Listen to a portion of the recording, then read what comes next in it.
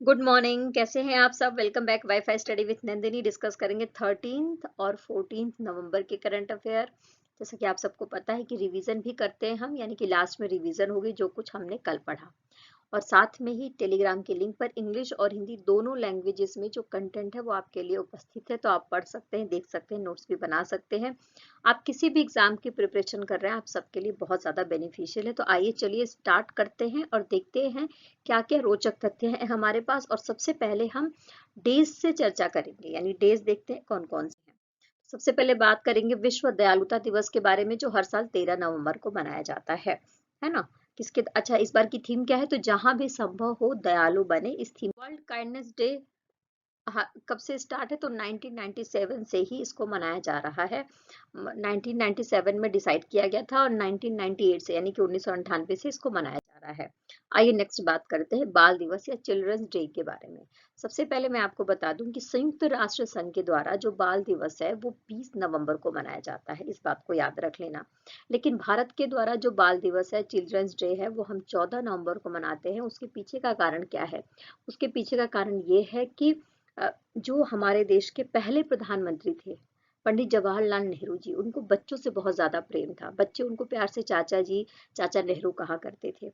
तो उनका जन्मदिन आता है 14 नवंबर को, तो उनकी याद में ही हर साल भारत में चिल्ड्रंस डे मनाया जाता है 14 नवंबर को। इस बात को याद रख लेंगे, चाचा नेहरू जी को याद करने के लिए, जवाहरलाल नेहरू जी को याद करने के लिए। अगर इनके जन्म के बारे में बात करें तो 14 नवंबर को 1889 में जो उत्तर प्रदेश है, उत्तर प्रदेश के प्रयागराज में इनका जन्म हुआ था। Okay, clear. आइए नेक्स्ट बात कर लेते हैं विश्व मधुमेह दिवस या वर्ल्ड डायबिटीज डे के बारे में, जो हर साल 14 नवंबर को मनाया जाता है। इसके पीछे का कारण ये है कि जो डायबिटीज है उसे किस तरीके से रोकथाम किया जा सकता है, उसे निपटा कैसे जा सकता है, इसके लिए लोगों को अवेयर होना चाहिए। तो उस अवेयरनेस को फैलाने के लिए हर साल विश्व मधुमेह दिवस मनाया जाता है 14 नवंबर को। अगर पूरी दुनिया में बात करें तो 500 मिलियन से अधिक लोग मधुमेह से पीड़ित हैं, और अब तो बहुत कम कम उम्र के लोग मधुमेह से या डायबिटीज से पीड़ित होने लगे हैं। इस बार की थीम क्या है? तो एक्सेस टू डायबिटीज केयर, इस थीम के साथ ये दिन मनाया जा रहा है। विश्व मधुमेह दिवस के बारे में बात करेंगे तो देखो, जिसको विश्व मधुमेह सॉरी जिसको डायबिटीज हो जाता है ना, और ज्यादा हो जाता है, तो उसको इंसुलिन के इंजेक्शन लगते हैं। तो इस इंसुलिन के इंजेक्शन का आविष्कार किसके द्वारा करा गया है? और वो जो आविष्कारक हैं, जो वैज्ञानिक हैं, उन्हीं के जन्मदिन के अवसर पर संयुक्त राष्ट्र महासभा के द्वारा ये डिसाइड किया गया था कि 14 नवंबर को हर साल विश्व मधुमेह दिवस मनाया जाएगा। तो उनके नाम देख लेते हैं। तो उनके नाम हैं सर फ्रेडरिक बेंटिंग और चार्ल्स बेस्ट। इन दोनों ने मिलकर 1992 में इंसुलिन का जो इंजेक्शन लगता है उसकी खोज करी थी। और जो सर फेडरिक बेंटिंग है, इनका जन्म हुआ था 14 नवंबर को। तो उनकी याद में ही विश्व मधुमेह दिवस हर साल 14 नवंबर को मनाया जाता है। आई होप कि आपने सारी हिस्ट्री समझ ली हो। देखो, अखिल भारतीय सहकारी सप्ताह हर साल 14 नवंबर से लेकर 20 नवंबर तक के बीच में मनाया जाता है। इसके पीछे का मोटिव ये है कि जो सहकारिता है उसको किस तरीके से बढ़ावा दिया जा सकता है। नेक्स्ट बात करेंगे, क्वेश्चन नंबर फर्स्ट के ऊपर चर्चा करते हैं। तो विश्व पशु स्वास्थ्य संगठन के एशिया और प्रशांत क्षेत्रीय आयोग का 33वां नंबर का सम्मेलन होने जा रहा है। ये पूछा जा रहा है कि जो 33 नंबर का जो ये सम्मेलन हो रहा है, ये किसके द्वारा ऑर्गेनाइज किया जा रहा है, इसकी मेजबानी कौन कर रहा है? तो ये सम्मेलन किया जाएगा भारत के द्वारा। इस बात को याद रख लेंगे। 13 से लेकर 16 नवंबर के बीच में ये सम्मेलन चलने वाला है। नई दिल्ली में इसका आयोजन किया जाएगा। जैसा कि नाम से ही समझ में आ रहा है कि विश्व पशु स्वास्थ्य संगठन है ये, इसकी इसकी बैठक है स्पेशली एशिया और जो प्रशांत महासागरीय क्षेत्र है उसके द्वारा ये जो सम्मेलन है ये किया जाता है। इस बात को थोड़ा ध्यान रख लेना, ठीक है। तो ये स्पेशली जो डेयरी उत्पाद हैं या जो जानवर पाले जाते हैं, जिनका हम जो हमारे घरेलू क्रियाकलाप के लिए बहुत जरूरी हैं, उनको किस तरीके से बचा के रखा जाए, पशुओं की जो चिकित्सा है उसके लिए लोगों को अवेयर कैसे किया जा सके, और उनके लक्षणों को कैसे पहचाना जा सके, इन सभी बातों को ध्यान में रखते हुए भारत विश्व पशु स्वास्थ्य संगठन के एशिया और प्रशांत क्षेत्रीय आयोग के 33 सम्मेलन की मेजबानी करेगा। इस बात को समझ लेंगे। Okay, clear? आई होप की सारी बातें समझ ली होंगी आपने। नेक्स्ट बात करते हैं किसके बारे में, तो एनपीसीआई के बारे में बात करेंगे। एनपीसीआई ने यूपीआई के लिए यूपीआई सुरक्षा राजदूत के रूप में नियुक्ति करी है। किसकी नियुक्ति करी है, तो स्क्रीन पर जिसे आप देख रहे हैं ये है पंकज त्रिपाठी जी। तो इनकी नियुक्ति करी गई है एनपीसीआई के द्वारा यूपीआई सिक्योरिटी एम्बेसडर के रूप में। क्लियर? ऐसा क्यों किया जा रहा है, तो देखो जो डिजिटली लेन देन है उसमें हम सबको अच्छे से पता है कि यूपीआई का इस्तेमाल बहुत तेजी से किया जा रहा है। तो लोगों को इसके प्रति और अवेयरनेस पैदा हो, लोगों को कोई डर ना हो डिजिटल आदान प्रदान करने के लिए, भुगतान करने के लिए, तो अवेयरनेस पैदा करने का काम करेंगे पंकज त्रिपाठी। नेक्स्ट बात करेंगे समान नागरिक संहिता। ठीक है, समान नागरिक संहिता जिसको हम क्या कहते हैं, जिसको हम कहते हैं यूनिफॉर्म सिविल कोड। तो इस यूनिफॉर्म सिविल कोड को लागू करने के लिए जो उत्तराखंड की सरकार है उस किसके नेतृत्व में समिति गठित की गई है, तो देखो ये जो समिति है इसका गठन पहले ही किया जा चुका था जून में। तो इस समिति ने कुछ अपने पॉइंट्स रखे थे, उसको पेश किया जाएगा और इसके लिए उत्तराखंड सरकार के द्वारा एक स्पेशल अधिवेशन चलाया जाएगा। ठीक है, जो उत्तराखंड का विधानसभा है वहां पर लाया जाएगा, कहने का मतलब ये है। तो जो यूनिफॉर्म सिविल कोड है उसके बारे में अगर मैं बात करूं तो इसका मतलब ये है कि जो उत्तराखंड है वहां पर वहां के जितने भी नागरिक हैं उनसे किसी भी प्रकार का भेदभाव नहीं किया जाएगा, धर्म के आधार पर, लिंग के आधार पर। स्पेशली जो महिलाएं हैं उनको समान लाने के लिए, उनको आगे बढ़ाने के लिए, समाज में उनको समानता का दर्जा देने के लिए ये यूनिफॉर्म सिविल कोड लाया जाएगा उत्तराखंड सरकार के द्वारा। और इसके लिए एक समिति बनी थी जिसमें एक मुखिया थे, एक अध्यक्ष थे और उनके अंडर में 5 जजेस की समिति बनाई गई थी। तो इस समिति के लिए जो हेड है, जो अध्यक्ष है, जो इसका नेतृत्व कर रही थी वो कौन थी, तो वह है जस्टिस रंजना देसाई। इनका नाम याद रख लेना। जस्टिस रंजना देसाई के नेतृत्व में ही समिति गठित की गई है। Okay, clear? जो स्पेशली धर्म और जो लैंगिक समानता है उसके ऊपर ये यूनिफॉर्म सिविल कोड है। जून में ही इन्होंने अपनी रिपोर्ट दे दी थी और अब इसको ऑफिशियली अधिवेशन के द्वारा संसद में कानून बनाने की बात कही गई है। ठीक है, अगर हम बात करें यूनिफॉर्म सिविल कोड के बारे में तो ये हमारा जो संविधान है, संविधान के आर्टिकल नंबर 44 में आपको ये देखने को मिलेगा। क्लियर? अच्छा, साथ में मैं आपको बता दूं कि केरल विधानसभा अभी तक का ऐसा विधानसभा है, एक ऐसा राज्य बना हुआ है जिसने संसद में सॉरी अपने विधानसभा में प्रस्ताव पारित करके 2000 अभी अगस्त 2023 की बात है, पारित करके जो यूसीसी है यानी कि यूनिफॉर्म सिविल कोड है उसके खिलाफ प्रस्ताव पारित कर दिया है। तो ये केरल हमारे देश का पहला ऐसा राज्य है। केरल की विधानसभा ने जो काम किया है अगस्त 2023 में वो मैंने आपको बता दिया है। क्लियर? और हमारे देश का पहला ऐसा राज्य गोवा है जहां पर नागरिक संहिता वाला एकमात्र कानून जो है पारित हुआ है। और ये जो कानून है काफी ज्यादा पुराना है। जैसा कि हम सबको पता है कि गोवा में क्या था, पुर्तगालियों का शासन था। तो उस बात को ध्यान में रखते हुए अच्छा पुर्तगालियों के द्वारा ही ये कानून पारित किया गया था। इस बात को समझ लेंगे। नेक्स्ट बात करते हैं रियर एडमिरल राजेश धनखड़ के बारे में बात करेंगे। किस भारतीय बेड़े की कमान संभालेंगे, तो देखो भारतीय बेड़ा है पूर्वी तट पर और पश्चिमी तट पर। तो इसका जो पूर्वी तट है उसको संभालेंगे रियर एडमिरल राजेश धनखड़। और इनकी जो नाम की नियुक्ति इनकी घोषणा है और इन्होंने कब कमान संभाल ली है, तो 10 नवंबर को इन्होंने कमान संभाल ली है। इस बात को समझ लेंगे। ICC hall of fame, ICC hall of fame क्या है, तो आईसीसी हॉल ऑफ फेम में उन क्रिकेटर्स को आईसीसी के द्वारा शामिल किया जाता है जिन्होंने क्रिकेट की दुनिया में बहुत ज्यादा नाम कमाया है या एक ऐतिहासिक अपनी उपलब्धि हासिल करी है, तो उनको और ज्यादा सम्मान देने के लिए ऐसा किया जाता है। भारत के लिए गर्व की बात है कि भारत के 2 क्रिकेटर इसमें शामिल हैं, एक महिला और एक पुरुष। ठीक है, अब यहाँ पर चर्चा कर लेते हैं। तो कुल कितने क्रिकेटर दिग्गजों को शामिल किया गया है, तो 3 क्रिकेटरों को शामिल किया गया है जिसमें भारत के वीरेंद्र सहवाग और साथ में ही जो भारतीय महिला क्रिकेटर रही हैं डायना एडुलजी, उनको शामिल किया गया है। और साथ में श्रीलंका सुपरस्टार जिनका नाम है अरविंद डी सिल्वा, इनको शामिल किया गया है। 1996 में भी जब वर्ल्ड कप हो रहा था तो उस दौरान भी अरविंद डी सिल्वा को क्रिकेट हॉल ऑफ फेम में शामिल किया गया था। क्लियर? आइए बात करते हैं अयोध्या के बारे में। अभी दीपावली गई है तो हम सब ने सबके स्टेटस पर अयोध्या को जरूर देखा है। तो अयोध्या से रिलेटेड एक रिकॉर्ड बनाया गया है गिनीज बुक में, जिसको दर्ज किया गया है सबसे ज्यादा दिए जलाने का रिकॉर्ड। और ये रिकॉर्ड बनाया है अयोध्या ने। और कितने दिए जलाए गए हैं यहाँ पर चर्चा का विषय है। तो 22 लाख दिए जलाए गए हैं। आप देख सकते हैं कि कितना अद्वितीय जो दृश्य है वो रहा होगा। अच्छा, पहला दिमाग में क्वेश्चन आता है कि ये 22 लाख दिए काउंटिंग कैसे करी होगी। तो इसके लिए ड्रोन लगाया गया था ऊपर। तो ड्रोन क्या कर रहा था कि इन दियों की काउंटिंग कर रहा था। साथ में ही अगर मैं इसके बारे में बात करूं तो 22 लाख दिए जलाए गए हैं, यानी कि जो मिट्टी के दिए होते हैं उसके बारे में यहाँ पर बात की जा रही है। साथ में ही जितने भी हमारे देश में राजनयिक हैं, दूसरे देशों के लगभग 54 देशों के राजनयिकों ने इसमें पार्टिसिपेशन किया था, मतलब कि वो आए थे देखने के लिए इस समारोह को। साथ में इसका लाइव टेलीकास्ट भी हो रहा था। और जैसे कि 11 झांकियां निकाली गई। साथ में ही रूस, श्रीलंका, सिंगापुर और नेपाल जैसे देशों के द्वारा रामलीला के प्रदर्शनी भी करी गई है। और जो हमारे अ, हमारे देश के और दुनिया के लगभग 250 कलाकारों ने इसमें पार्टिसिपेट किया था। तो बहुत ही मनमोहक दृश्य था। तो ये रिकॉर्ड बनाया गया है किसके द्वारा? तो अयोध्या में जो राम मंदिर बन रहा है वहीं पर ये रिकॉर्ड बनाया गया है। और ये इसका 7वां संस्करण था। 2017 से ही वहां पर दिए जो दीपोत्सव है वो मनाया जाता है। इस बात को समझ लेंगे। ओके, आईसीसी ने सरकारी हस्तक्षेप पर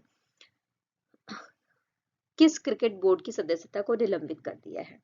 तो देखो, सबसे पहले मैं बताऊं आपको कि जो वर्ल्ड कप गया है इसमें जो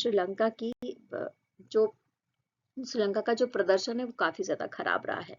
तो इस बात को ध्यान में रखते हुए आईसीसी ने सरकारी हस्तक्षेप पर क्रिकेट बोर्ड की सदस्यता को निलंबित करा है। वो देश का नाम क्या है? तो उस देश का नाम है श्रीलंका। इस बात को ध्यान में रख लेंगे। इसके पहले कीनिया के साथ आईसीसी ने ऐसा किया हुआ था। आइए नेक्स्ट बात करते हैं। अम्बेंडेंस इन मिलेट्स को ग्रैमी अवार्ड्स 2024 की किस श्रेणी के लिए नामांकित किया गया है? देखो, जैसा कि हम सबको पता है कि हम जो है ये जो ईयर है 2023 का, इसको मिलेट्स ईयर के रूप में मना रहे हैं। मिलेट्स ईयर का मतलब है जो मोटे अनाज होते हैं उनके वो किस तरीके से लोगों की भूख को मिटाते हैं, इस बात में अवेयरनेस पैदा करने के लिए संयुक्त राष्ट्र महासभा के द्वारा भारत के कहने पर ये ईयर घोषित किया गया था। ठीक है ना? तो जो एम्बेंडेंस इन मिलेट्स को ग्रैमी अवार्ड 2024 की किस श्रेणी के लिए नामांकित किया गया? तो सर्वश्रेष्ठ वैश्विक संगीत के लिए, यानी जो इसमें संगीत दिया गया है उसके लिए ऐसा किया गया है। अच्छा, ये किसके द्वारा गाया गया है? तो ये फाल्गुनी शाह है, इनके द्वारा गाया गया है। फाल्गुनी शाह के बारे में बात करें तो इनको शास्त्रीय संगीत के साथ साथ जो आधुनिक संगीत चल रहा है उसका भी इनको ज्ञान है। अच्छा, ये जो गीत है किसके द्वारा लिखा गया था? तो नरेंद्र मोदी जी के द्वारा लिखा गया था। नरेंद्र मोदी जी के जो गीत हैं और भाषण, इन दोनों से मिलकर ये गीत बना हुआ है। इस बात को समझ लेंगे। ओके, नेक्स्ट बात कर लेते हैं। नागालैंड के पूर्व राज्यपाल रहे हैं, इनका निधन हो गया है। कितने साल की उम्र में इनका निधन हुआ है? तो 92 साल की उम्र में इनका निधन हो गया है मुंबई में। अच्छा, ये जो नागालैंड के राज्यपाल रहे हैं भारतीय जनता पार्टी से बिलोंग करते हैं। और 19 अच्छा, इनका नाम क्या है? तो इनका नाम है पीवी आचार्य। इनका नाम याद रख लो, पीवी आचार्य। ओके, अच्छा, ये देखो 2014 से लेकर 2019 तक नागालैंड के राष्ट्रपति के पद पर रही हैं। क्लियर? ओके, 11 नवंबर को इनका डेथ हुआ है। अब हम बात करेंगे, रिवीजन करते हुए आगे बढ़ेंगे। रिवीजन कर लेते हैं जो हमने कल पढ़ा उसका फटाफट। तो आइए स्टार्ट करें। सबसे पहले 11 नवंबर को हमने क्या मनाया? तो मौलाना अबुल कलाम आजाद की जयंती के उपलक्ष्य में राष्ट्रीय शिक्षा दिवस मनाया जाता है, जिसके बारे में हमने बहुत अच्छे से पढ़ा था। और थीम क्या थी हमारी राष्ट्रीय शिक्षा दिवस की? तो एक सतत भविष्य के लिए अभिनव शिक्षा। आइए नेक्स्ट बात करेंगे। 11 नवंबर को फाइलेरिया के प्रति जागरूकता पैदा करने के लिए फाइलेरिया दिवस मनाया जाता है। अच्छा, 12 नवंबर को वैश्विक स्तर पर विश्व निमोनिया दिवस मनाया जाता है। 12 नवंबर को ही लोक सेवा प्रसारण दिवस का आयोजन किया जाता है। जैसा कि मैंने आपको बता दिया था कि 1947 में जब भारत और पाकिस्तान का बंटवारा हो जाता है तो पाकिस्तान से जो शरणार्थी हैं वो हरियाणा के कुरुक्षेत्र में आकर बसते हैं। और उनको संबोधित करने के लिए हमारे जो राष्ट्रपिता थे महात्मा गांधी जी पहली बार कहाँ जाते हैं? ऑल इंडिया रेडियो के ऑफिस में जाते हैं और वहां से उन्हें संबोधित करते हैं। तो उनकी याद में ही लोक सेवा प्रसारण दिवस हर साल मनाया जाता है 12 नवंबर को। Okay, clear? अब क्वेश्चंस के ऊपर में चर्चा कर लेते हैं। यूनेस्को क्रिएटिव सिटी नेटवर्क में किन भारतीय शहरों को शामिल किया गया है? तो सबसे पहले मैं आपको बता दूं कि जो यूनेस्को क्रिएटिव सिटी नेटवर्क है ना, इसमें 50 देशों को शामिल किया गया है पूरी दुनिया के, ठीक है। तो हमारे देश के 2 शहरों को शामिल किया गया है। एक है कोझिकोड, ठीक है, कोझिकोड को साहित्य के लिए नॉमिनेट किया गया है और ग्वालियर को संगीत के लिए नॉमिनेट किया गया है। इस बात को ध्यान में रख लेंगे। देखो, भारतीय बाजार में लॉन्च होने वाली लग्जरी ब्रांड जो है ब्रियोनी कहाँ से संबंधित है? देखो, तो जो ये ब्रांड है, सबसे पहले मैं आपको बता दूं कि ये जो फ्रांस है उसका ब्रांड है। क्लियर? अच्छा, जो नई दिल्ली है वहां का चाणक्यपुरी इलाका है, वहां पर चाणक्य मॉल है जहां पर इसकी लॉन्चिंग करी गई है धर्मपाल सत्यपाल लिमिटेड के। देखिए, हम बात करेंगे MNRE के अतिरिक्त सचिव के रूप में किसे नियुक्त किया गया है, यानी कि हमारे देश का जो नवीन और नवीकरणीय ऊर्जा मंत्रालय है उसके द्वारा अब जो अतिरिक्त सचिव हैं उनकी नियुक्ति करी गई है। उनका नाम यहाँ पर पूछा जा रहा है। तो इनका नाम है स्क्रीन पर जिसे आप देख रहे हैं, ये है N श्रीकांत जी, और ये आंध्र प्रदेश से बिलोंग करते हैं और आंध्र प्रदेश के ये IAS ऑफिसर रहे। ओके। न्यूजीलैंड के रचिन रविंद्र और वेस्ट इंडीज की हेली मैथ्यूज को किस माह का ICC player of the month पुरस्कार दिया गया है? तो ये देखो, ऐसा है कि हर महीने आईसीसी के द्वारा प्लेयर ऑफ द मंथ दिया जाता है, मेल और फीमेल दोनों के लिए। तो न्यूजीलैंड के रचिन रविंद्र को और वेस्ट इंडीज की हेली मैथ्यूज को इस बार दिया गया है। भारत बांग्लादेश की नौसेना के बीच में सैन्य अभ्यास होता है, इसका नाम पूछा जा रहा है। ये जो सैन्य अभ्यास है बंगाल की खाड़ी में होता है और इसका नाम है बोंगो सागर 23rd। क्या नाम है? बोंगो सागर 23rd। भारतीय वायुसेना के दस्ते को कहाँ आयोजित एयर शो 2023 में भाग लेने के लिए भेजा गया है? तो ये एयर शो 2023 है, इसमें भाग लेने के लिए भारतीय वायुसेना के दस्ते को भेजा गया है दुबई। ओके। और भारत की तरफ से जो भारत का तेजस है और भारत का ध्रुव है वो पार्टिसिपेट करने वाले हैं इसमें।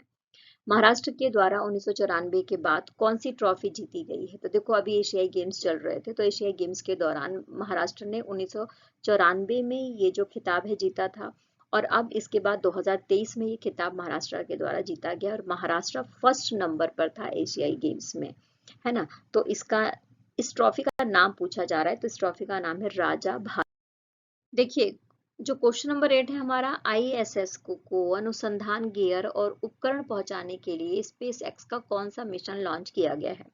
तो सबसे पहले मैं आपको बता दूं कि जो हमारा ISS है, ISS का मतलब है कि जो हमारा इंटरनेशनल स्पेस सेंटर है उसके बारे में यहाँ पर बात हो रही है। तो इसको जिस भी इक्विपमेंट्स की जरूरत होती है उसको धरती से पहुंचाया जाता है आकाश में, ठीक है। वह उस एजेंसी तक पहुंचाया जाता है, उस जो हमारा अंतर्राष्ट्रीय अंतरिक्ष स्पेस सेंटर है वहां तक पहुंचाया जाता है। अब इसके लिए जो स्पेस एक्स है वो बहुत ज्यादा काम कर रहा है और स्पेस एक्स के द्वारा ही 29th नंबर का मिशन चलाया गया है, तो इस बात को ध्यान में रख ले। सुप्रीम कोर्ट परिसर में CJI DY चंद्रचूड़ द्वारा उद्घाटित कैफे का नाम पूछा जा रहा है। तो देखो, कैफे के बारे में बात करूं तो इसका नाम है मिट्टी कैफे। ये NGO के द्वारा स्टार्ट किया जाता है ये कैफे, और अभी तक 41 कैफे स्टार्ट किए जा चुके हैं इस NGO के द्वारा। स्पेशली NGO विकलांग व्यक्तियों के लिए काम करती है, उनको रोजगार दिलाने के लिए काम करती है ना। ये बात समझ गए। तो अब ये सुप्रीम कोर्ट का जो परिसर है नई दिल्ली में, वहां पर भी मिट्टी कैफे को उद्घाटित किया गया है। किसके द्वारा किया गया? तो हमारे देश के जो सर्वोच्च न्यायालय के मुख्य न्यायाधीश हैं DY चंद्रचूड़ जी, उनके द्वारा किया गया है। क्लियर? दुनिया के पहले AI human like robot CEO का नाम क्या है? तो देखो, ये जो ह्यूमन लाइक रोबोट CEO है इसका नाम है मिका। क्या नाम है? मिका। इस बात को ध्यान रख लेंगे। इंटर ग्लोब एंटरप्राइजेस और अमेरिका स्थित आर्चर ने किस लिए समझौता किया है? तो देखो, हमें पता है कि ये जो एंटरप्राइजेस है और अमेरिका का जो आर्चर है इसने समझौता किया है एयर टैक्सी सेवा के लिए। ओके। यूरोपीय सशस्त्र बलों की संधि CTBT के बारे में बात यहाँ पर हो रही है, से कौन सा देश बाहर हो गया है? क्योंकि रसिया ने अभी बैलिस्टिक मिसाइल का प्रक्षेपण कर दिया है जिसकी वजह से रसिया अपने आप से ये जो संधि है इससे बाहर हो गया है। रसिया ने बोला कि काफी ज्यादा पुरानी संधि है और अब इसके नए गाइडलाइंस क्या होने चाहिए। तो CTBT के बारे में बात हो रही है जिससे रसिया बाहर निकल गया है। ओके। सैमसंग के जनरेटिव AI मॉडल का नाम यहाँ पर पूछा जा रहा है। तो सैमसंग का जो जनरेटिव मॉडल है, AI मॉडल है, इसका क्या नाम है? तो सैमसंग गॉस। क्या नाम है? Samsung Gauss. ऑस्ट्रेलिया के किस खिलाड़ी ने अंतर्राष्ट्रीय क्रिकेट से संन्यास की घोषणा कर दी है? तो ऑस्ट्रेलिया के जो खिलाड़ी हैं इनका नाम जान लेते हैं। महिला क्रिकेटर हैं ये, और ऑस्ट्रेलिया की जो महिला क्रिकेट टीम थी इसकी कप्तानी करी थी। सिर्फ महज 30 साल की उम्र में इन्होंने क्रिकेट से संन्यास लेने की घोषणा कर दी है। इनका नाम है मेग लैनिंग। क्या नाम है? Meg Lanning. क्लियर? अच्छा, पटाखों के में किसके उपयोग पर सुप्रीम कोर्ट के द्वारा राष्ट्रव्यापी प्रतिबंध लगाया गया है? तो देखो, सुप्रीम कोर्ट ने पटाखों पर बैन लगा दिया है, और पटाखों में जो एक तत्व इस्तेमाल किया जाता है जिसका नाम है बेरियम, उस तत्व के इस्तेमाल पर रोक लगा दी है दिल्ली के साथ साथ पूरे भारत में। बेरियम के बारे में बात करें तो ये त्वचा कैंसर के लिए और त्वचा में जलन, खुजली, इस तरीके के लिए जिम्मेदार है ना, इस तरीके की डिजीज के लिए जिम्मेदार है। तो सुप्रीम कोर्ट ने बेरियम है उस पर प्रतिबंध लगाया है। तो इस सेशन में इतना ही। आई होप कि सारे क्वेश्चन आपने अच्छे से समझ लिए होंगे। मेरी कोशिश होती है कि जो भी क्वेश्चन आए ना, उसको उसकी कुछ लाइंस, उसकी कुछ थीम आपको पता होनी चाहिए, उसके पीछे का बेस पता होना चाहिए, जिससे कि वो क्वेश्चन आपके दिमाग में हमेशा के लिए फिट हो जाए। तो चलिए, इसी के साथ ये क्लास यहीं पर खत्म करते हैं। कल मिलेंगे नई क्लास में नए विचारों के साथ में। Take care, bye bye. खुश रहना है, मेहनत करते रहना है, जीवन में आगे बढ़ते रहना है, और लाइक, शेयर और सब्सक्राइब भी करते रहना है। Take care, bye bye.